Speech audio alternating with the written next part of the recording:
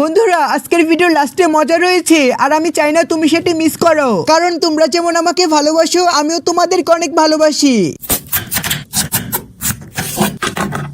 আয় মালিক, তুমি কথার মাঝখানে এরকম ফুংটামি করো কেন? হ্যাঁ, শিমলা মরিচ পুরো কথা বলতে না বলতে তুমি তাকে কেটে দিলে।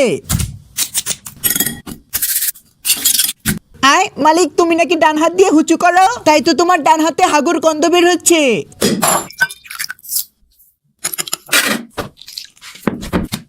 এ মালিক, আমাকে রেসপেক্ট করো, আমি কিন্তু কোনো আলুর বস্তা না, আমাকে দিয়ে কিন্তু তুমি রুটি বানাবে। আয় মালিক, এভাবে কি দেখছো? আমার উপর থেকে পলিটা সরাও। ও আচ্ছা, কাঁটা চামচ দিয়ে ডিজাইন করলে। আরে মালিক, তুমি দেখি আমাকে পিৎজা বানিয়েছো।